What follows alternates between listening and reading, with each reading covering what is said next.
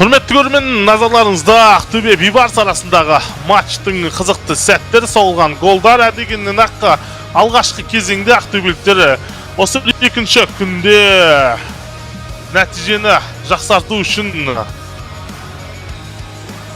барынша тырысып көрді. Алайда алғаш болып Иван Казаченко Бейбарысты бұл ойында алға шығарған. Айта кетейік, Артем Аналич пен Дастан Еркінов Казаченкоға тамаша пас шығарып берді. Одан соң сан басымдығын пайдаланып жылдам ақтөбеліктер Михаил Калиниченконың арқасында есепті теңестірді. Бұл жерде Владислав Плотниктан пас алған Алексей Казарез Калиниченкоға қақпаның артынан тамаша пас шығарып берген. Айта кетейік, өз кезегінде Калиниченко бұл пасты керемет голға айналдыра білді. Одан соң ақтөбеліктер бірінші кезеңде тағда бірнеше шабуылдарды жасады. Осы бір шабуылдар Атыраудың қорғаныста көбірек уақыт өткізуіне алып келді және бірінші кезең аяқталар тұста Антон Петров алаң иелерін бұл ойында алғаш рет таблодағы есепте алға шығарған болатын. Михаил Калиниченко мен Владислав Комаровтан пас алған Петров алыстан тамаша соққы бағыттады. Осылайша жергілікті жанкүйерлерді ақтөбелік команда бір серпілтіп тастаған болатын. Бірінші кезеңдегі 2-1 есебінен кейін Ақтөбе фанаттары бұл ойында бір керемет сенсацияны күткені анық. Алайда екінші кезеңде ақтөбелік жігіттердің дөрекі ойына бұл матчта Костюков қорған қақпаға бірнеше голдардың соғылуына алып келді. Артем Аналичев Дастан Еркіновтен тамаша пас алып алыстан тура соққы жасады. Одан соң біз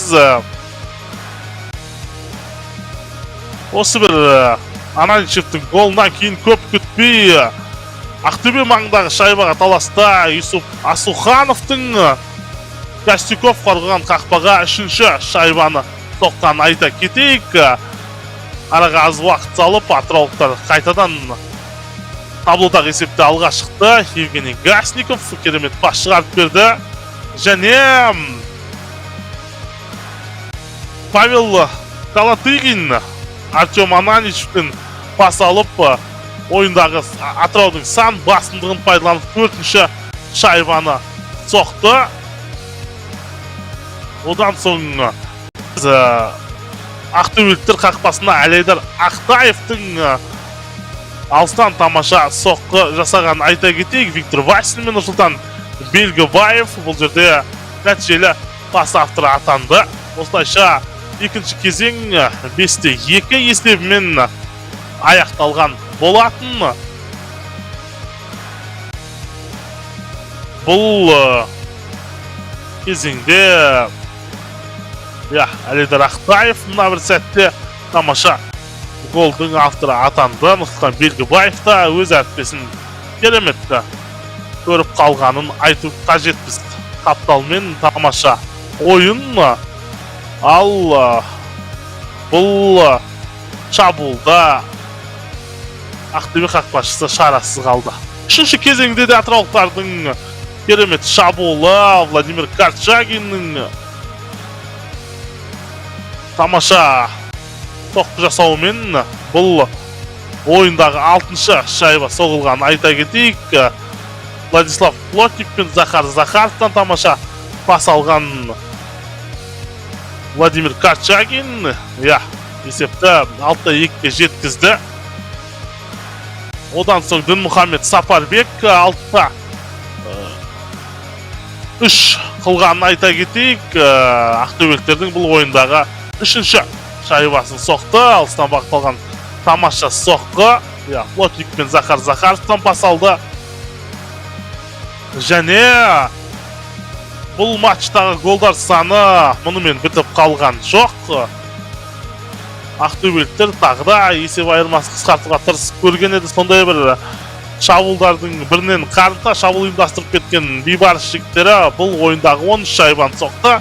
Юсуп Асуханов Алексей Клочковқа тамаша пас берген еді. Клочков Евгений Гасниковке керемет шайбаны жеткізіп берді. Гасников өз кезегінде қақпаға соқтығысып болсын бұл шайбаны Костяков болған қақпаға тоғытты. Бұнымен соғылған голдар біткен жоқ. Гасликтің шайбасы бейне қайталаудан көрініп қайта есепке алынды. Бұл жерде ешқандай тәртіп бұзылмағанын төрешілер штабы анық бірнеше рет қайталап көрді. Одан соң матч аяқталар сәтте Михаил Калиниченко шайбасы соққан бола сеп 7-4 Ақтөбе өз алаңында жеңіліп қалды. Матч соңындағы статистикалық мәліметтер: соққылар саны 24-52, шайбаға талас 32-35, Бейбарыстың пайдасында. Шайбаға таластағы жеңістер саны пайыз көрсеткіш 52-2, Бейбарыстың пайдасына 47-8 Ақтөбе.